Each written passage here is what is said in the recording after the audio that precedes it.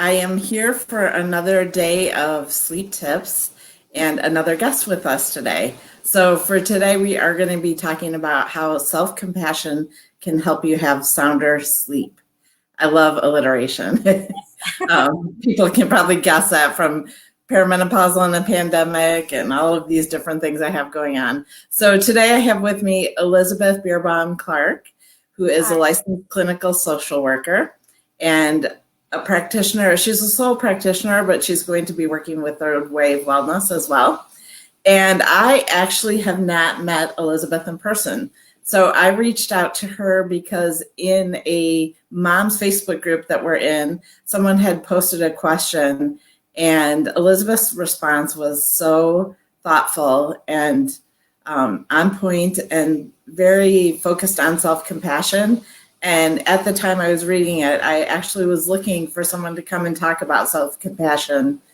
So one of the things I've talked about a lot of the different sessions that we've had here is in Chinese medicine, we say that you have problems sleeping if your qi isn't flowing smoothly.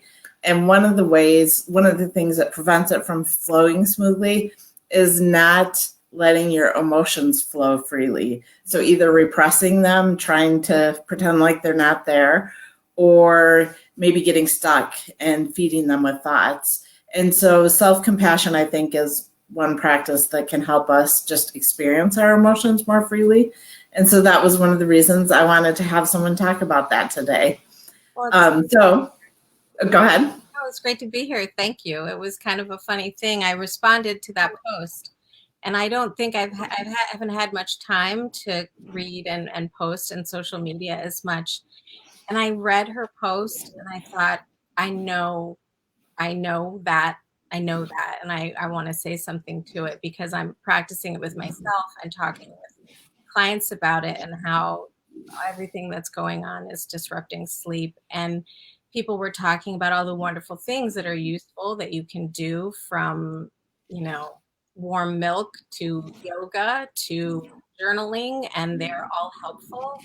But I hadn't seen anyone really post much about just sort of this concept of self-compassion and acceptance, because I think it's incredibly helpful if you're just in that headspace and having trouble sleeping. And I just felt sort of compelled to say something. So the woman who had posted, reached out to me and said, I cannot believe how helpful that was to me. And it made me feel great, because I think it's the one comment I've made during this pandemic somewhere. So I'm perfect place and perfect time.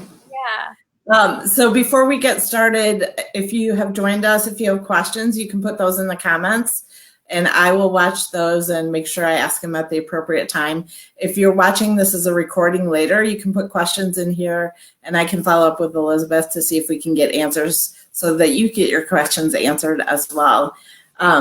So maybe to get us started, if you could just explain what self-compassion is, what you mean, and how it improves sleep, because obviously, like in that response to the woman, you didn't say have a self-compassion practice. No. I just noticed elements of it that you had there. I was going to say, that's a trained eye that knew I might have more to say, because you were picking out something in there. And I would say this, there are people who are experts, in terms of clinical practice or teaching, that would say that self-compassion is what they're teaching or practicing. I'm a clinical social worker. I do therapy with people. I have a mindfulness practice, I would say. And I have like a certain philosophy of working clinically that's rooted in something called acceptance and commitment therapy. And it's sort of a third wave therapy that has East meets West elements, old school sort of cognitive behavior therapy principles, but also a lot of the more mindfulness and some Eastern philosophy fused together. And one of the things so I would just say that. So I'm not a self-compassion teacher, but it's a principle that comes up a lot in my practice. One, we're all super hard on ourselves, like everyone is. So I think most people have an idea of what it is, but they're afraid everyone's afraid of being too easy on themselves. Like, for some reason that has come up a lot. But I would say self-compassion, if you want to understand what it is just, it's really the same. It's having the same treatment for ourselves that you might have for someone else, that you would have for a friend. And sometimes it's even easier to think of a young child. You know, compassion is just opening up your heart to what's happening and acknowledging it. And when that's really painful, it can be really hard to do that. So, compassion is just kind of opening up to your experience and acknowledging it. Um, and we have a really hard time being kind with ourselves about our pains, our problems, our failures. We tend to ascribe really, negative qualities to ourselves and treat ourselves really poorly in ways that we would never treat a friend. So when it comes to how we talk to ourselves and how we treat ourselves, it's just about acknowledging what's happening instead of sticking our head in the sand or saying you have to be different or have a stiff upper lip and just do it. We really don't run the risk of falling into the abyss of, hey, being compassionate with myself means I don't do anything or I let myself off the hook. And it's sort of it's an interesting thing that comes up a lot. So, If I do this, I'm not going to end up eating ice cream in my bed every night. No. Right, right, exactly. Or just, kind of being in that. I mean, I kind of do like some of the hippie mindset of, be here now and, love the one you're with and some of that, but it probably doesn't mean you're just going to be like, oh, I'll be good to myself. I will nap all day and eat ice cream, I think in the case of sleep specifically, what happens, I think, is, it's when we fight with ourselves about something that's actually happening, when we just don't have a willingness to have the experience that perpetuates the experience, ironically. And I think that's what I responded to in that post was you show up for your experience in life, and some of it's great and some of it's boring, painful, or uncomfortable. And not being able to sleep, whether it's, having a hot flash or having your head full of thoughts or worries, beating yourself up for it and wanting it to stop and wanting it to go away actually is like giving gasoline onto the fire. If we could just practice kindness with ourselves and have some compassion, there's a reason oftentimes, right, we can't sleep. And like you said, the idea about chi and energy, we can't we can't strong arm our feelings to go away. It never works. They come back. They fight harder, I think, when we do that. And it's sort of like sometimes I'll say to a client, I'll use myself for an example, like, Elizabeth, please step aside, Elizabeth, and allow Elizabeth to come through. It's like we don't want to have an experience that we think is going to be painful. And we toss and turn and toss and turn. And if we could just say, this is what's happening now, I'm going to make contact with the present moment, with how I'm feeling, and just allow it to be there and be kind with myself that this is what's happening and stop fighting it, stop wanting or needing it to be different. The fever sort of breaks around it, and you think, well, what would I do with a sick partner or a young child who was having a hard time? We wouldn't berate them or antagonize or beat them up. We would say, this is really hard. What can I do to comfort you right now? And sometimes it doesn't work, but it's not helpful to, it doesn't work entirely.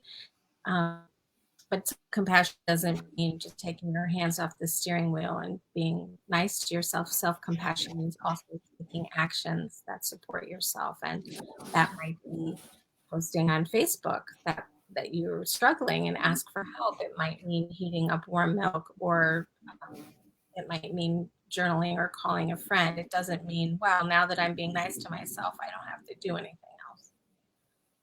Right.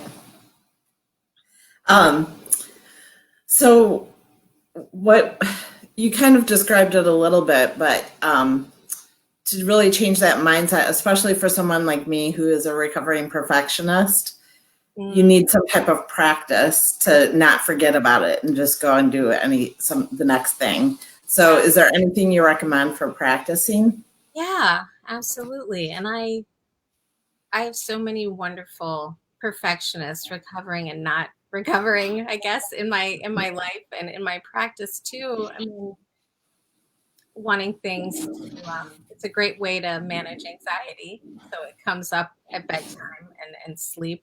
I would say, as a practice, a few things from a self-compassion perspective, right? Just remembering to open your heart with kindness to yourself, the same you can to others.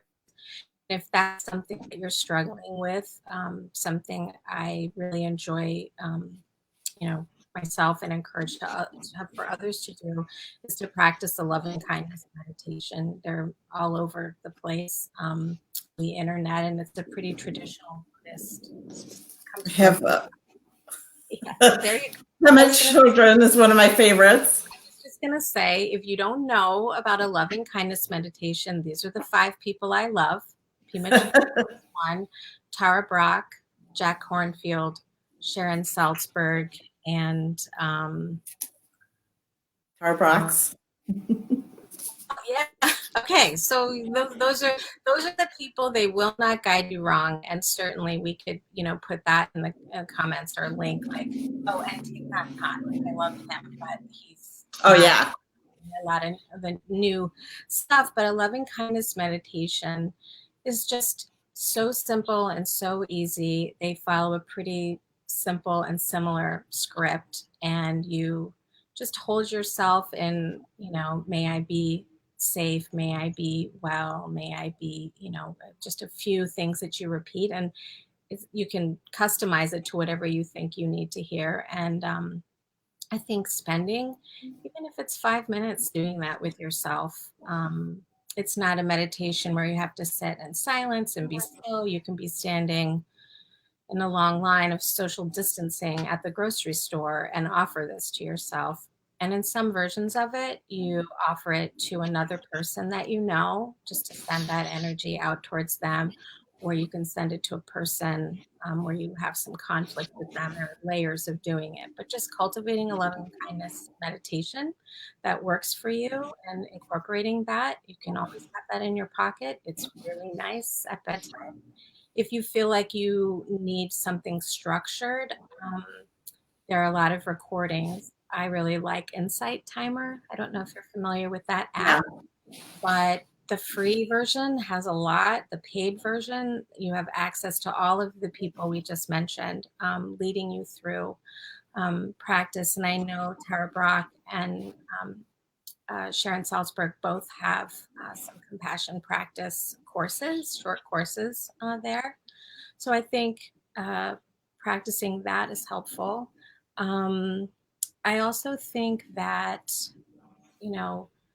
obviously I'm a therapist, so talking with someone about that and why it's difficult, right?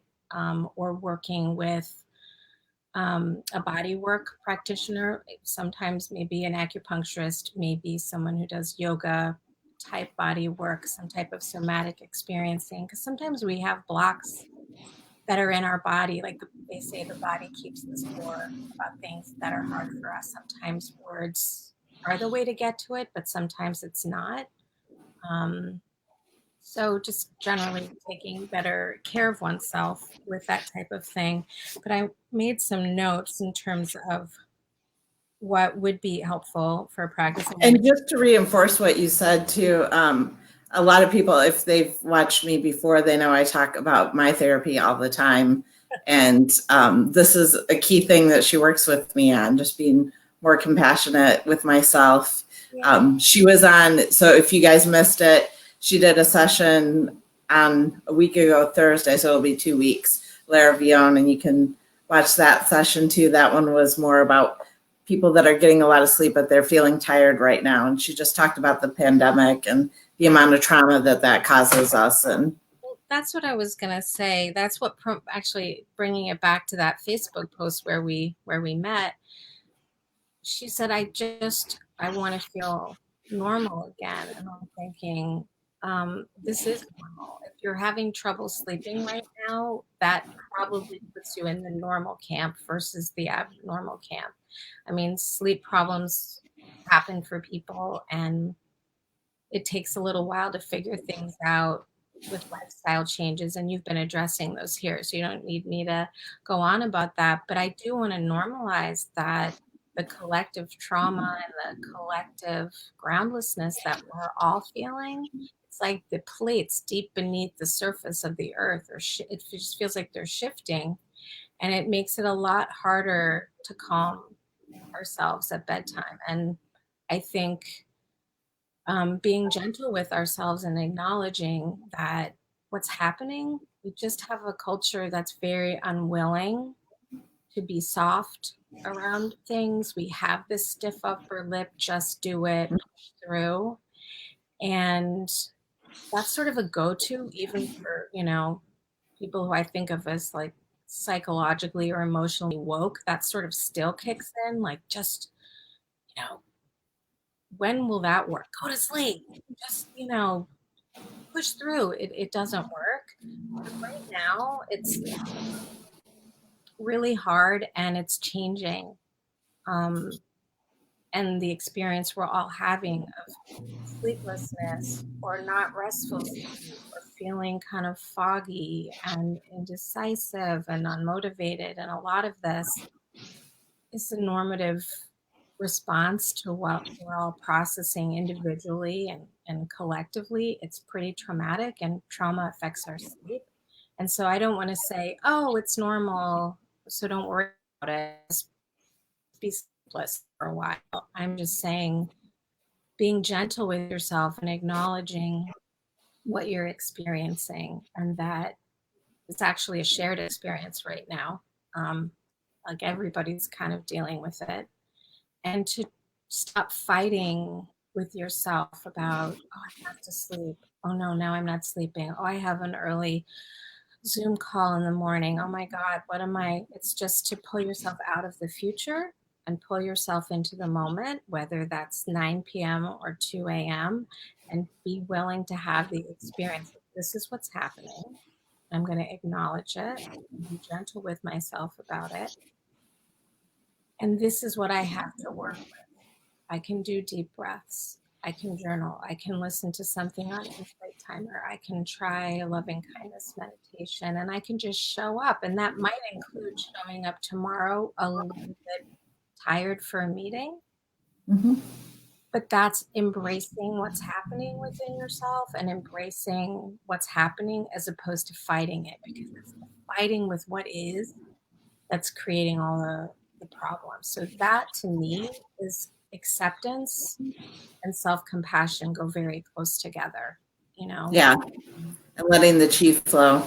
Yeah, exactly. One thing I'm noticing with people is people aren't letting themselves feel badly for their situation, because they'll say, well, I'm not a first responder working in the hospitals where they're overwhelmed, or I haven't lost anyone close to me, or I haven't had significant financial loss. So they're not allowing themselves to feel badly, because you can always find someone who's in a worse off situation. Everyone can. And so they're dismissing their feelings because of that. I mean, it's a huge theme in my, I'm seeing clients all day, every day from home. The background looks different, right? But, we're not able to connect, but we're connecting weekly. Most of my clients I'm seeing every week. And this is a theme that's coming up over and over again about like the hierarchy of who gets to feel bad and who has a right. And I don't know if you're watching or talking with your clients and colleagues about Brene Brown's new podcast, but it's amazing. And one of the things she's talked about that it comes up pretty much every day is this idea of comparative suffering. Just because, you haven't lost someone, or just because you're not working on the COVID floor, doesn't mean you don't have a right to your experience and your feelings. I think about, you know, yeah, we were invited to a friend's daughter's bat mitzvah in May. And they've been working towards this for years, and big party and surface work and the study. And they get to feel bad. They get to feel bad that they don't get to have this celebration. Or I have clients who are in downtown Evanston. I have a lot of Northwestern students, and some of them are missing out on the play they've been preparing, or they're not going to get to graduate and come back to campus and have it look the way they thought. Okay, no one's dying, but these are still really painful, unexpected, unwanted experiences. And I think the more we can allow ourselves to acknowledge how we're feeling and allow ourselves to be sad or disappointed is not the same thing as, it's not gratuitous. It's just having your feelings. And if we don't acknowledge our feelings, as you said, in terms of, the idea of chi, the more, if our feelings are banging at the door and we just lean against it and don't let them in, they bang harder and they find other ways. And just like teenagers. They just push harder. So I would say, open the door and make some tea for those feelings and say, I hear you, enjoy your tea, and they're more likely to move on. And I think that's the thing I feel like about the acceptance piece and the self-compassion is, if we really attend to here and now, we're really present and kind to ourselves, we have much more flexibility with how to respond to the situation. We can sort of respond instead of react or become flooded. If we have kindness and if we have calmness, it's like, okay, this is really hard. How can I support myself? Versus beating ourselves up or just hating having the experience. Like, good luck, because this is the experience that you're having. And the willingness to have a difficult experience ironically shortens the experience, I think. Yeah. The other thing that Glennon Doyle talks about a lot that I think she gets, a lot of it was ideas from Pema Chodron, who's gotten them from old teachings too. But just the fact, the way Glennon simplifies it is more like everyday language kind of things. But you get all of your growth happens from difficult situations. And people that are interesting because of challenges they went through. So there's something for all of us here that will make us more interesting, help us grow, be more resilient, all of that. You don't want to skip those. No, I 100% agree. Hello, Loves. I love her. Starting her little morning meeting time for you. morning meetings. I can't wait to read her book. I have it on my way to my porch when my neighbor is done with her latest book. I love her too. And I think you're right. It would be great if we all got lots of sleep and felt rested and our kids behaved and our house was clean and nobody messed up at work and, whatever, all the little things of everyday life. We do grow. We are literally stronger in the broken places. That's what happens. And I think we have to shift from thinking we think, oh, a good life is a happy life. Well, a good life is a meaningful life. A good life is a rich and meaningful life that includes an awful lot of heartache, pain, boredom, inconvenience, because it's the whole rainbow of, then it includes bliss and joy and excitement too.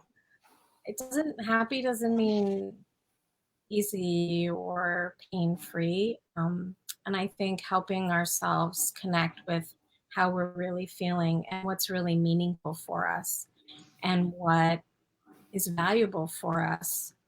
Um, and really painful to do that. And so we tend to avoid asking ourselves those questions because it might require that we make some changes. And I think at this time, we are so alone with our thoughts, and we're starting to feel some of the dissonance between, and we're kind of trapped. And so the ways that this comes into play, I think, with sleep, I've talked about this specifically with a client this week about sleep. They're having sleep problems and they usually don't. And it's not specifically related to like, I lost my job, how am I going to pay the rent? It's not like that sort of thing. It's more like, uh-oh, I can't go to the Starbucks or out for a glass of wine or even to the gym, like, which can be healthy social activities, but the ways that they're practicing avoidance of their feelings and what's happening aren't available to them. So now all this stuff is coming up when they go to lie down at night and they can't sleep because they're feeling that dissonance between, wow, what do I really want? What is my life about?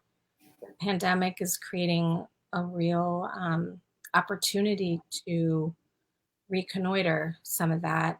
And it's stirring a lot of stuff up like, wow, I actually don't love what I do. Or, wow, that's a real problem in my relationship. Or, gosh, that's a lot of time I've consumed. And I am aware of it now because there's no place to go to get away from it.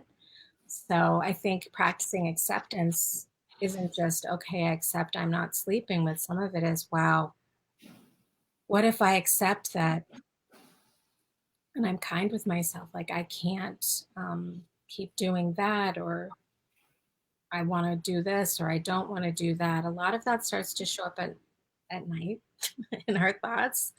And the willingness to be uncomfortable and think about it, I think that is where the change comes. I mean, that is definitely a theme with what Glennon Doyle's talking about. But in general, acceptance and self-compassion doesn't mean putting up with things that are bad for us. It doesn't mean Right. taking action. Acceptance means, wow, I accept it. Now I have to do something differently. And I think sometimes it's inconvenient. And I think there's going to be a lot of positive change that does come out of some of the sleeplessness because we are having it as a result of this massive change. I think people are having breakthrough thoughts and feelings that they're not used to having because they've had all these sexy ways of getting out of their feelings. And Yeah. so, That brought up a good point for me. So for me, my self-compassion practice is still new. Like I said, I'm a recovering perfectionist. And I've told the story a little bit last week when it happened, but I got really angry. I I was enraged. Anger wasn't a big enough word. And my self-compassion practice actually I did I feel this right now and it fucking sucks. yeah. And it's normal to feel like this and other people feel like this way as well. Mm-hmm. And what do I need right now? I needed to break something. And I broke a glass jar intentionally with safety glasses, of course, Uh-huh. and my hammer. And then I went in my car and I screamed obscenities. So self-compassion sometimes can be a nice, gentle, nice words, but sometimes it's saying fuck at the top of your voice. Yes, I think self-compassion means acknowledging what's happening, acknowledging how you're feeling. And when we do that, what we need in the moment is a huge array of stuff for sure. Right. Self-compassion isn't, I'm saying, how would you support a young child who is in pain? And that seems very, sweet and soft. But the point is, self-compassion simply means it's like acknowledging your pain. And I know you had mentioned when we were emailing about setting up this meeting, and you had talked about Kristen Neff's work, which she has a website, which I wanted to mention too. Compassion. For anyone out there, we did not pre-discuss. Kind of amazing, really. But yeah, her website is Self-Compassion. I think maybe it's .com or .org, but it's self-compassion. And she's got some great resources there. But one idea that she talks about that I really have added into talking with clients that I just love is this notion of backdraft, which is like in a fire, when they open the door and the fire gets oxygen, it like blows, the door off this backdraft. And when it comes to compassion, something that can happen is when you open yourself up to your own feelings or your pain or suffering, there can be a bit of an emotional backdraft because once we get a little bit of it, we realize how it isn't present elsewhere, or we get this feeling of sadness or loss, or, it's overwhelming because we're getting a little bit of oxygen of what we need if we haven't been getting it elsewhere. And it can just feel like, it feels like a backdraft. And it's painful. It's almost like self-compassion is a little more painful when you first start offering it to yourself, because you maybe haven't been offering it to yourself or haven't had what, we need to offer that to ourselves, or there's a real absence of it in other relationships. When we start to give it to ourselves, it can sort of feel like, oh my God, why did I open that can of worms? And how can it feel worse to acknowledge my feelings? Well, because you haven't been acknowledging them for a long time sometimes. So just like marital therapy, if you haven't been communicating and you start, it's going to get worse before it gets better. Absolutely. I mean, that's true with a lot of therapy. That's a well-known idea in clinical circles. This is gonna hurt a little bit, right? Yeah. So I think we went through most of my questions. So you said that you're seeing clients right now. Are you taking on new clients via telehealth, or are you waiting until you can do it in person? I'm pretty full. My practice is pretty full as Elizabeth Beerbaum Clark as a sole person. And I haven't added many new clients during this new transition to telehealth, because I really wanted to be available for my existing clients. But I am bringing on a colleague who has openings and is very like-minded in her work, and was going to be launching, kind of my new practice at the same location called Third Wave Wellness. And I'm in downtown Evanston, and hopefully we'll be back in the office. I have a brand new sofa. It just got delivered. No one sat my beautiful sofas collecting dust. But I am going to be opening up spots to take on some new people.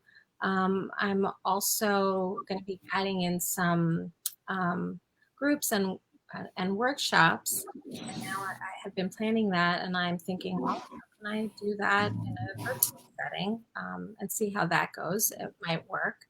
But we're all sort of feeling it out as we go. I generally I'm kind of a generalist. I see people from 18 to 80. My colleague, Colleen Schinner, she's going to be seeing people who she also sees more families and young people, tweens and teens, which I generally see adults. But the focus is more holistic, relational, sort of East meets West thinking. And I do accept Blue Cross Blue Shield PPO, but that's the only insurance panel that I'm on. Lots of people ask that, so I'll just say that. Yeah, I haven't, because it's so, I take it pretty seriously and sitting with the person in the room. I've never started a new therapy relationship with someone when we weren't able to actually meet. And I want to make sure that it goes, I want to make sure that it works I think, obviously, I think teletherapy is great, but I just have never started with a new person. So we'll see how that goes. I know that's probably how it's going to be for a while. So um, I'm open, but I haven't done that yet because I've been so busy. And what's the best way for people to reach you? Is it through your email and your website so we can put your website up here, or? Yeah. Again, my website is being rebuilt. So I'll just give you what I have now and you'll get forwarded. My new website will be thirdwavewellness.com. And my existing website, which is partially being dismantled, is just my name, ElizabethBeerbaumClark.com. So these will bounce back and forth with each other. And, or my phone number, definitely. That's on your website if people find it there, right? I'm on Psychology Today. I have a website, and the website will forward to the new website, and I'll have an Instagram and a Facebook. But you just caught me literally in between all of this transition, and the pandemic slowed it down.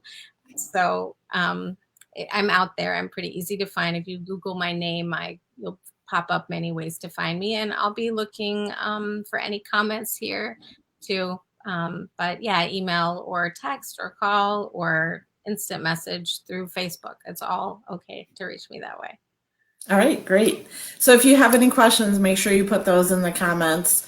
I will remind everyone that we have more of these coming up. So tomorrow we're talking about yoga, sleep, the power of nidra.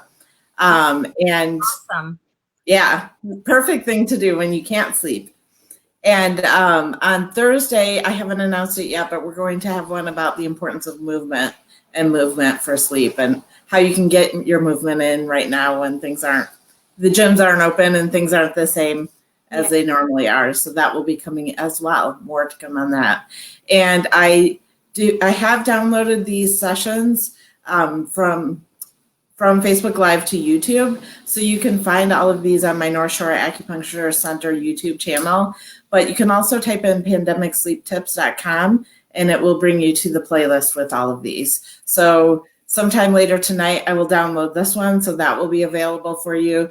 And we'll put in the comments all of these references that we mentioned as well, because there were quite a few people. And I didn't have Tay's book here to throw up when we did it. But Elizabeth, thank you very much for your time today. And thank you for doing this, especially not having met me before. Yeah. But I feel like we obviously were meant to connect with all of the common ideas. It was great. Great to meet you and great to be here. And I'll also put together a list of some of the things that I mentioned or we talked about that we can put below in the comments. And also just clarify how to reach me because I'm kind of all over the place with that, but I really appreciate you having me and appreciate the work you're doing.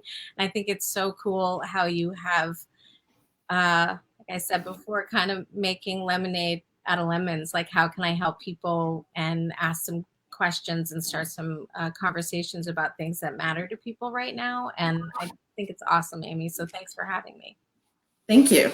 Some of it you touched on a little earlier, though, too. Some of it is a way to keep myself busy so that I don't have to face everything. So I'm in that period of trying to balance the two. So being aware of my motivation. Yeah. All right. Well, thank you very much. I hope everyone has a good night's sleep. Yeah. Bye. Bye.